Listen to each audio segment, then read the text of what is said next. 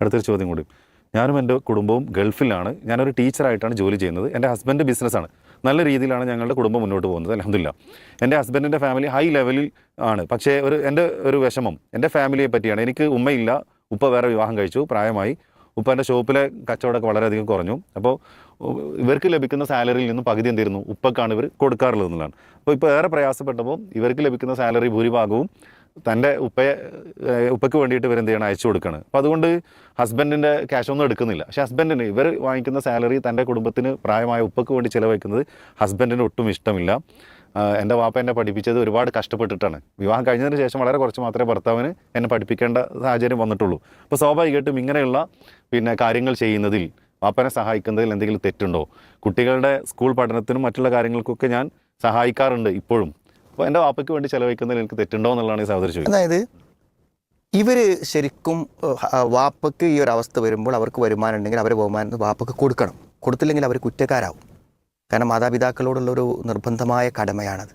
അത് അവർ ചെയ്യാതിരിക്കുകയും അവർ വിഷമിക്കുകയും ചെയ്തിട്ടുണ്ടെങ്കിൽ അതൊരു മഹാപാതകമായിട്ടാണ് വരിക.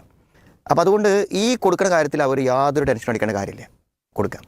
പക്ഷേ എന്താ വെച്ചാൽ സ്വാഭാവികമായും എന്താ വെച്ചാൽ ഈ ഭർത്താവ് എന്ന് പറയുമ്പോൾ ഇവർക്ക് ഇവിടെ വാപ്പയാണ്, ആ മാനസിക അറ്റാച്ച്മെൻ്റ് ഉണ്ടാകും.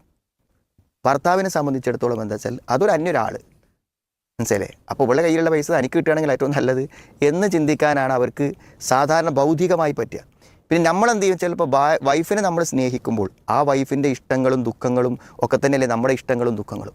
അപ്പോൾ സത്യത്തിൽ എന്താണെന്ന് വിചാരിച്ചാൽ നിൻ്റെ പൈസ ഒന്നും നീ കൊടുക്കണ്ട, വാപ്പാനെ നോക്കാം, എൻ്റെയും കൂടി വാപ്പയാണല്ലോ എന്ന് പറഞ്ഞിട്ട് അയാൾ എന്ത് ചെയ്യണം, ഒരു മനുഷ്യത്വപരമായി പെരുമാറാണ് ഇതിൽ വേണ്ടത്. അപ്പോൾ അദ്ദേഹം അങ്ങനെ ചെയ്യാത്തത് കൊണ്ട് ഇവർ ചെയ്യണതിൽ ബുദ്ധിമുട്ടില്ല.